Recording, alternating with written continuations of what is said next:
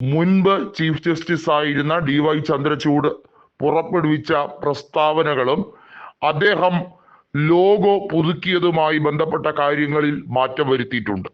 നമുക്കറിയാം, സുപ്രീം കോടതിയുടെ ലോഗോ ഉൾപ്പെടെയുള്ള കാര്യങ്ങൾ 2024 സെപ്റ്റംബർ മാസം പരിഷ്കരിച്ച ആ തീരുമാനത്തെ പിന്നീട് വന്ന ചീഫ് ജസ്റ്റിസ് ആയ സഞ്ജീവ് ഖന്ന പോലും പരിഷ്കരിക്കാൻ തയ്യാറായില്ലെങ്കിൽ പോലും ഇപ്പോഴത്തെ ചീഫ് ജസ്റ്റിസ് അത് പരിഷ്കരിച്ചിരിക്കുകയാണ്.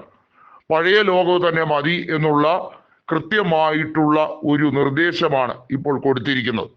മാത്രമല്ല, DY ചന്ദ്രചൂഡ് നരേന്ദ്രമോദിയുടെ കളിപ്പാവയായി മാറിയിരുന്നു എന്ന ആരോപണം അതിശക്തമായത് അവസാന ഘട്ടത്തിൽ, അതായത് അദ്ദേഹം സ്ഥാനമൊഴിയുന്നതിന് ഏതാനും ദിവസങ്ങൾക്ക് മുമ്പ് അദ്ദേഹത്തിന്റെ വീട്ടിൽ നടന്ന ഗണപതി പൂജയിൽ പ്രധാനമന്ത്രിയെ പങ്കെടുപ്പിച്ചത് വലിയ വിവാദമായിരുന്നു.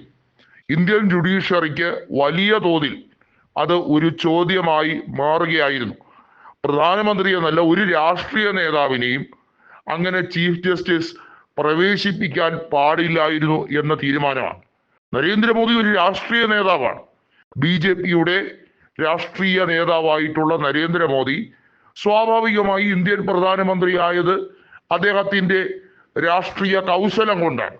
എന്നാൽ ഈ രാജ്യത്ത് നീതി നിർവഹിക്കേണ്ട ഒരു വ്യക്തി, പ്രത്യേകിച്ചും നിരവധിയായ കേസുകൾ പ്രധാനമന്ത്രിക്ക് എതിരെ സുപ്രീം കോടതിയിൽ ഹർജിയായി സമർപ്പിക്കപ്പെടുമ്പോൾ അത് ഉൾപ്പെടെയുള്ളത് പരിശോധിക്കുകയും അതിൽ തീരുമാനമെടുക്കുകയും ചെയ്യേണ്ട സുപ്രീം കോടതി ചീഫ് ജസ്റ്റിസ് ഇത്തരത്തിൽ വീട്ടിൽ ഒരു പരിപാടിയിൽ, തികച്ചും സ്വകാര്യമായ ഒരു പരിപാടിയിൽ പ്രധാനമന്ത്രിയെ പങ്കെടുപ്പിച്ചുകൊണ്ട് എടുത്തതിന് ശേഷം അദ്ദേഹം പുറപ്പെടുവിച്ച വിധിയെക്കുറിച്ച് വലിയ സംശയമുണ്ട് എന്ന് BR ഗവായി ഉൾപ്പെടെയുള്ള നിലവിലെ ഡിവിഷൻ ബെഞ്ച് കൃത്യമായി നിരീക്ഷണം നടത്തിയാൽ അതിൽ എന്ത് തെറ്റാണ് പറയാൻ കഴിയുക?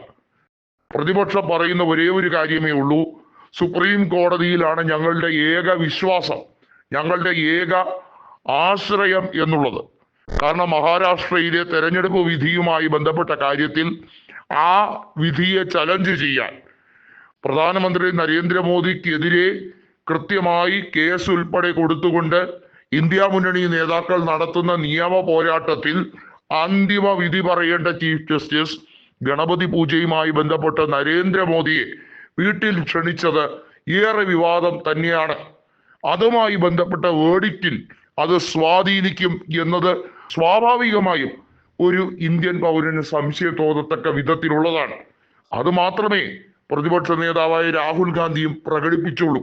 പ്രതിപക്ഷ നേതാവ് പ്രധാനമന്ത്രിയെ കുറിച്ച് എന്ത് പറഞ്ഞാലും അത് രാജ്യത്തിന് വിരുദ്ധമാണ്, അത് രാജ്യദ്രോഹമാണ്, അത് രാജ്യത്തിന്റെ സുരക്ഷയ്ക്ക് ഭീഷണിയാണ് എന്ന് തട്ടിവിടാൻ ഒരു അമിത്ഷായുണ്ട്. കാരണം അമിത്ഷാ നരേന്ദ്രമോദിയുടെ വലങ്കയായി ഗുജറാത്തിലെ കലാപ സാഹചര്യത്തിൽ അതിനെ ശമിപ്പിക്കുന്നതിന് പകരം അതിനെ ന്യായീകരിക്കാൻ ഒപ്പം നിന്ന ആളാണ്. ലോയയുടെ മരണവുമായി ബന്ധപ്പെട്ട കാര്യങ്ങളിലും അമിത്ഷായുടെ ഇൻവോൾവ്മെന്റ് ഉണ്ട് എന്ന് ഒരു വേള കോടതി പോലും സംശയിച്ചു പോയ സാഹചര്യമുണ്ട്. അതുമായി ബന്ധപ്പെട്ട കാര്യങ്ങളിൽ തെളിവുകൾ പലതും പിന്നീട് അപ്രത്യക്ഷമാകുന്ന കാഴ്ചയാണ് കണ്ടത് എന്നുള്ളത് കൃത്യമായി പ്രതിപക്ഷം ആരോപിക്കുന്ന കാര്യമാണ്. ഇവിടെയാണ് BR ഗവായിയെ പ്രതിപക്ഷം അംഗീകരിക്കുന്നത്. യഥാർത്ഥത്തിൽ രാജ്യം കണ്ടിട്ടുള്ള ഒരു പരമോന്നത നീതിപീഠമായി BR ഗവായി അതിന്റെ അന്തസ്സ് ഉയർത്തിപ്പിടിച്ചിരിക്കുന്നു എന്നാണ് രാഹുൽ ഗാന്ധി പറഞ്ഞിരിക്കുന്നത്.